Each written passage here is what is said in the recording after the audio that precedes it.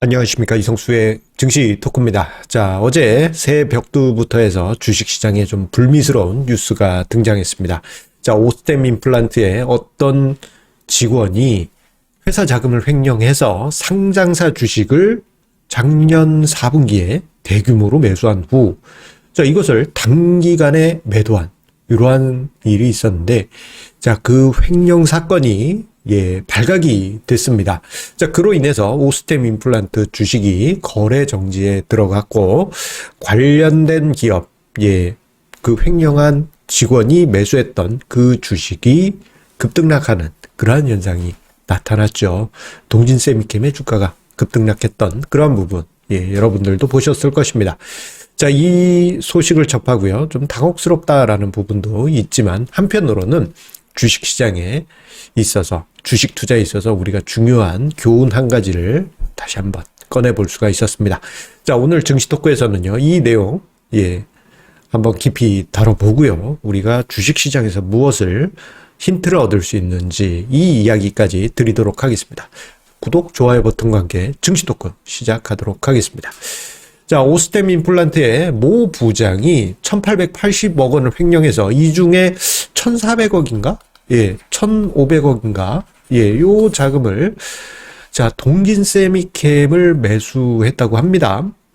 자, 어제 장중에요. 어제 장중에 요게 이제 썰로 돌았어요. 썰로. 뭐 요런 오스템 임플란트 횡령 사건이 있는데 저게 예전에 동진 세미캠 큰손이랑 이름이 같아. 요런 썰이 돌았습니다. 그런데 이게 사실로 밝혀지면서 시장에서 야, 뭐 저런 일이 다 있냐. 그리고 횡령 금액이, 그리고 어떻게 보면 저게 보통은 횡령 배임하면은 뭐 대주주나 뭐 대표이사가 횡령한 경우가 많았는데 저거는 이제 직원이잖아요. 직원 횡령 규모로는 사상 최대라는 이야기가 있죠. 자, 그런데 의아한 것 중에 하나는요. 동진 세미캠을 투자한 큰손이라는 것을 사람들이 어떻게 추정을 했을까요? 바로 작년 10월 5일에 동진 세미캠 주식 대량 보유 공시에 어떤 특이한 개인 투자자의 이름이 등장했는데 지분을 7.6% 매입했다라는 공시가 떴습니다.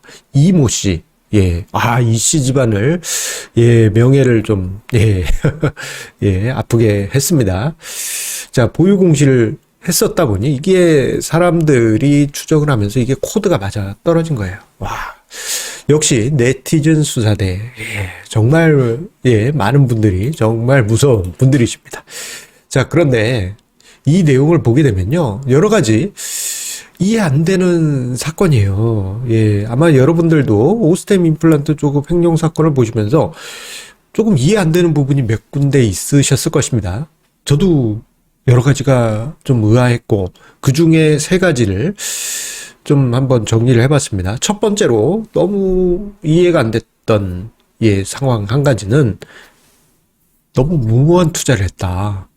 왜냐하면요, 자, 우리가 일반적으로 생각할 때 횡령한 어떤 사람이다. 뭐 일본에서도 비슷한 사건이 있었어요. 일본에서 어떤 사람이, 이게 보험회사인가 직원이었던 것 같습니다. 자금을 횡령해서 뭐 비트코인을 샀댔나? 뭐 이런 사건이 있었죠. 이런 사건이 있었는데 비트코인은 뭐 공시 의무 이런 건 없잖아요. 그런데 이 직원 같은 경우 동진 세미캠을 7.6% 매입합니다. 참고로, 자, 5% 룰이란 게 있어요. 자, 우리 개인 투자자분들 중에 요거를 모르시는 분도 계실 텐데, 이게 뭐냐면요, 지분을 5% 이상 매입하면요, 넘어간 순간부터 해서, 혹은, 그 이후에 매매한 사항에 대해서 공시를 해야 됩니다. 다트 공시, 금감원 전자공시 시스템에 공시를 해야 돼요. 자, 공시한 내역을 제가 여기 화면상에 준비를 했습니다. 지금 왼편에 있는 것은 10월 5일에, 작년 10월 5일에 공시한 거고요. 여기 보면은 변동일을 해가지고 나와 있는데 10월 1일에 장내에서 매수했다. 이 7.6%를 이거 어마어마하게 매수하셨죠. 자, 그리고 오른쪽에 있는 것은 작년, 이게 연말 정도, 작년 연말, 정도의 공시 나온 건데 쪼르륵 매도한 게 나와요. 자, 그리고 이제 좀 남아 있습니다. 한 55만 주 정도 남아 있다. 뭐 이렇게 공시가 되어 있어요. 그런데 제가 지금 가린 부분 보시면요. 이게 뭐냐면 이름 그리고 생년월일. 예전에 한 2000년대 초중반에는요. 주민등록번호가 다 나와 있었어요. 뭐 111이 뭐 1모 1모 뭐 다다다. 예. 주민번호까지. 아찔하지 않습니까? 지금은 생년월일까지 있습니다. 그런데 이름하고 생년월일이 다 나와 있어요. 그런데 저거를 보게 되면 아니 혹시 오스템 임플란트에서 어떤 지인이 뭐 어떤 저 사람의 동료가 동진 세미캠을 투자했다. 근데 공시를 봤어. 근데 이름을 봤더니 어이 나랑 같은 회사 다니는 사람인데 어이 생년월일이 생년월 얘 이거 나랑 나이 비슷한데 뭐 이렇게 되잖아요. 이거 쉽게 노출되는 부분입니다. 왜 이랬을까? 이거 미스테리입니다. 미스테리. 성이 이씨입니다. 예. 여러분들 한번 전자공시 봐보세요. 전 이름을 얘기를 못 드리겠어요. 미스터리 말고 미스테리입니다. 아이고. 좀 이 부분은 당혹스러운 부분이 아닐 수가 없습니다. 그리고 이해가 안 되는 두 번째는 단 몇 달 만에 단타를 했다는 점이에요. 이게 한 달 반? 정도부터 해서 매도를 합니다. 10월 1일에 매수를 하고 10월 5일 전자공시를 하죠. 매입 공시를 하죠. 그리고 12월 말에 공시에 나온 내용을 보게 되면 11월 18일부터 해서 19일 그리고 12월 13, 16, 17, 20일 매도한 것으로 나와 있습니다. 큰 손치고는 대규모 물량 7.6%를 하나, 둘, 셋, 넷, 다요. 6거래일 만에 매도한다? 요거 만만치 않습니다. 잘못하면, 잘못 매매하면요. 하하하하 갈 수가 있어요. 하가. 왜 저렇게 급하게 매매를 했을까? 이거는 모르겠습니다. 요거는 이제 당사자만 알겠죠. 당사자만, 이모 씨만 알겠죠. 그런데 제가 추정하기에 이게 이제 10월 1일에 매수했잖아요. 10월 1일은 3분기 말을 보내고 바로 다음입니다. 뭔가 그 분기 말이 끝나자마자 자금을 빼서 매매하고 연말 전에 채워 넣으려고 했던 게 아닐까? 이건 추정입니다. 사실은 본인만 알 뿐이죠. 참 의아한 부분이 아닐 수가 없습니다. 왜 그렇게 급했을까? 그것이 알고 싶어. 자, 그리고 이해가 안 되는 세 번째. 요건 여러분들도 공감하실 겁니다. 1880억이 빠져나갔는데 어떻게 회사가 몰라? 참 궁금합니다. 저도. 왜냐면은 여러분들 이제 우리 구독자님 중에는 이제 사업하시는 분들도 있을 거고, 회사 경영하는 분도 있을 거고, 또는 이제 조그맣게 구멍가게 하신 분들도 계실 거고, 다양한 사업에 대한 경험 조금씩이라도 있으실 텐데, 아무리 구멍가게라고 하더라도요, 하루에 한 번, 또는 일주일에 한 번, 또는 매달 시제를 맞춰요. 저 같은 경우도 이제 회사 경영하면서 매일, 매주, 매달, 확인합니다. 확인. 심지어 좀 이제 크게 경영하는 이제 지인들도 보게 되면 매달 말 되면 정신없어요. 그렇죠. 이거 다 맞춰봐야 되잖아요. 그런데 코스닥 150에 있는 회사가 1880억이 어디 갔는지를 몰라? 그건 이제 물음표가 남고요. 이 회사가 수십조의 자산이 있어서 그럴지도 몰라.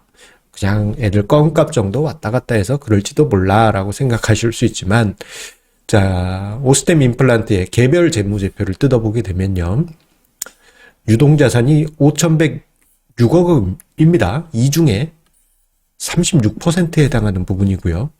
유동자산 중에서는 당좌자산이라고 해서 당장 현금화가 가능한 자금들이 있죠. 보면은 현금 1,588억 원, 단기금융자산 473억 원. 얼추 비슷하죠? 저 자금이 빠져나갔으면 이거 뭔가 순간 자금 흐름이 삐걱삐걱 할 수도 있었을 정도입니다. 뭔가 이상한 낌새가 있지 않을까요? 뭔가 찝찝한 부분이 많이 있습니다. 여기서 잠깐, 아니, 연결 재무제표에서는 유동자산이 조금 더 많은데요? 라고 생각하실 수 있는데요. 제가 왜 개별 재무제표로 얘기했느냐. 연결 재무제표는, 오스템 임플란트가 보유한, 예, 지배하고 있는 그 회사의 재무제표하고 같이, 예, 합쳐져 있는 개념이기 때문에, 예, 크게 나옵니다. 하지만 지금 저 직원은 계열사 뭐 이런 데 있는 게 아니고 오스템 임플란트에, 예, 있는 직원이잖아요. 그렇기 때문에 개별 재무제표로 뜯어봐야 되는 것입니다. 참, 저 정도의 자금, 뭐 거의 대부분의 당좌 자산이 빠져나갔는데 모른다? 예, 여러 가지 의혹을 느끼게 합니다. 자, 어쨌거나 이런 사건으로 인해서 모든 투자자들이 지금 혼란에 빠졌어요. 특히 이제 오스템 임플란트 같은 경우에는 외국인 투자자가 좋아하는 종목 중에 하나예요. 자, 외국인 투자자의 오스템 임플란트 보유 비중은 44%에 이르고요. 최근에 작년 3월에 한 달 전이죠. 라자드 에셋에서 9.7%까지 지분을 늘렸다는 공시를 하기도 하였습니다. 자, 이게 문제가 되는 게 뭐냐면요. 여러분들 생각해 보세요. 한국에 상장되어 있는 중국 기업 어떤 생각이 드십니까? 아, 거기 뭔가 좀 찝찝해. 뭐 투자했는데 뭔가 안 좋은 불미스러운 사건으로 내 지인들이 손해봤어. 이런 이미지가 강하잖아요. 자칫 잘못하면요. 외국인 투자자 입장에서는 South Korea? terrible. 이렇게 생각할 수 있습니다. 1880억 어디 간지도 몰라. 코리아 디스카운트 원이 될 수도 있는 것입니다. 예, 외국인 투자자 입장에서는 이렇게 생각하겠죠.